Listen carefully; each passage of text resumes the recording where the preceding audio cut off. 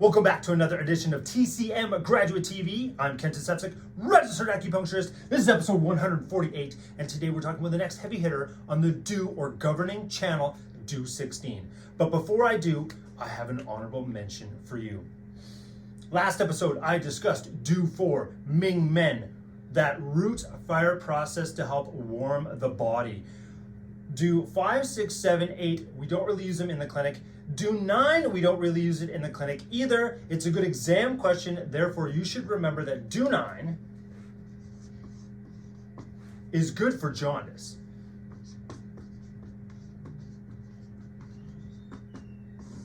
Now, 10, 11, 12, 13, 14, 15, again, not really using them in the clinic. They are not heavy hitters in my clinic. However, DU16 is definitely a heavy hitter. DU16 is one of the 4 wind acupuncture points.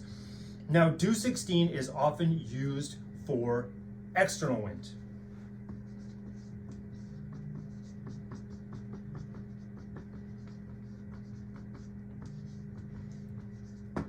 So this is an amazing acupuncture point that I use for external wind, neck pain,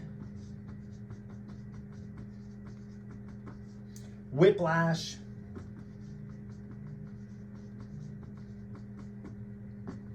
concussion syndrome.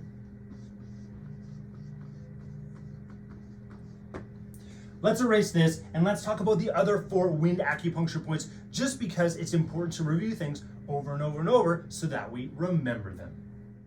All right, DU16. Typically used for external wind.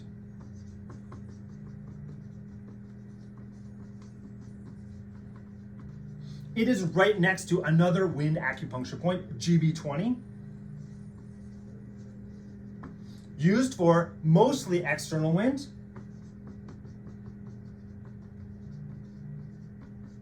And internal wind.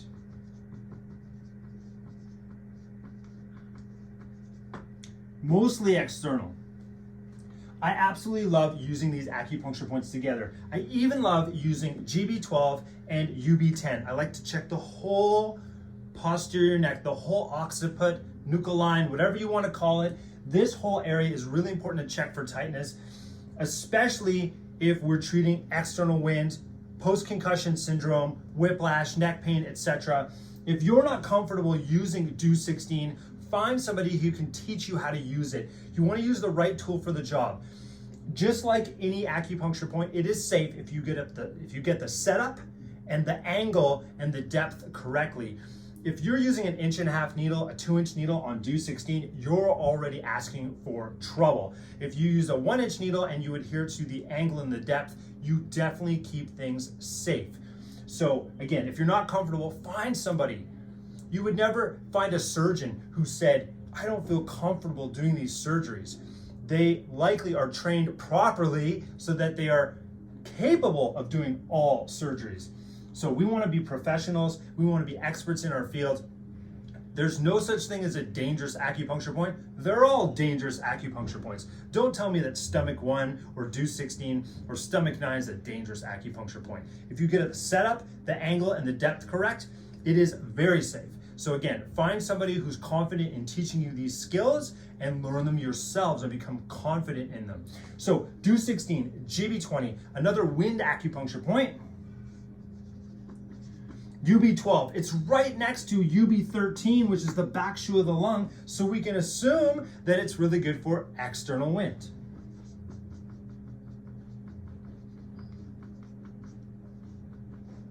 This is a great acupuncture point to cup.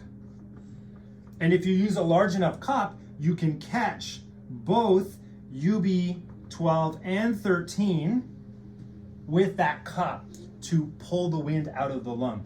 And of course we have GB31. This is more so for internal wind.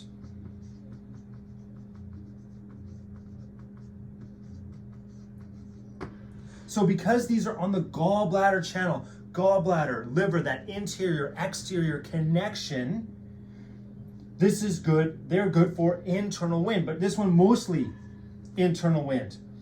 So that would be that liver wind agitating the body. This would be External wind, this is external pathogenic factor, wind, cold wind, heat, etc. The internal wind is when we get those eye ticks, or we get erratic movement or pain moving around the body, stroke, that type of stuff. So this is definitely more internal wind. There you have it, DU16, definitely a heavy hitter. And whenever I think about DU16, I think about these other 3 wind acupuncture points. That's a great way to learn acupuncture. That's a great way to remember acupuncture, is to group things together instead of thinking about points separately all the time. Just want to remind you that safety is king, bedside manner is king, and results are king in that order. Thanks for watching this video.